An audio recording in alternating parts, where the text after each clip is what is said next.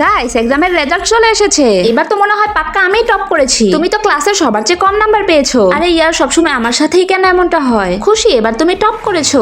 আরে বাহ, মনে হচ্ছে এবার বাড়ি থেকে পকেট মানিটা পেয়েই যাব। পকেট মানি পাওয়ার জন্য তো আমি প্রতিবার টপ করতে পারবো। আগে তো সবচেয়ে বেশি নাম্বার আমিই পেতাম, এখন খুশি আমার চেয়ে অনেক বেশি এগিয়ে গেছে। এখন থেকে আমি আরো ভালো করে পড়বো। সাকিনা, কোথায় যাচ্ছো? লাইব্রেরিতে। ওর কি হয়ে গেল? আমি কি জানি, আমি তো এখনো কিছু পড়িনি। এক্সামও চলে এসেছে। সাকিনা, সেমিস্টার তো শেষ হয়ে গেছে, আমরা সবাই চাকরিও পেয়ে গেছি। তোমরা সত্যি চাকরিও পেয়ে গেছো?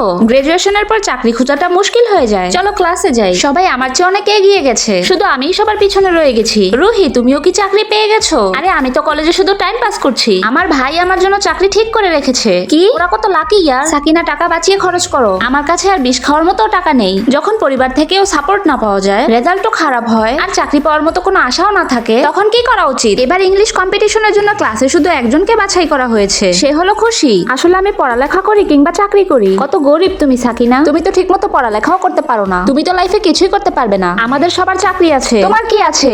আসলে আমার সবার চাইতে এগিয়ে যেতে হলে কি করতে হবে? সাকিনা, তুমি ঠিক আছো? আমার মনে হয় আমি সবার চেয়ে অনেক পিছিয়ে আছি। সাকিনা, অন্যের দিকে খেয়াল না দিয়ে নিজের লাইফে ফোকাস করো, দেখবে গন্তব্যে পৌঁছানো খুব সহজ হবে। এরপর আমি অন্যের সাথে কম্পেয়ার করা বন্ধ করে দিলাম আর নিজেকে ভালোভাবে তৈরি করার চেষ্টা করতে লাগলাম। সাকিনা, আমি ক্যান্টিনে পার্ট টাইম করে অনেক টাকা ইনকাম করছি।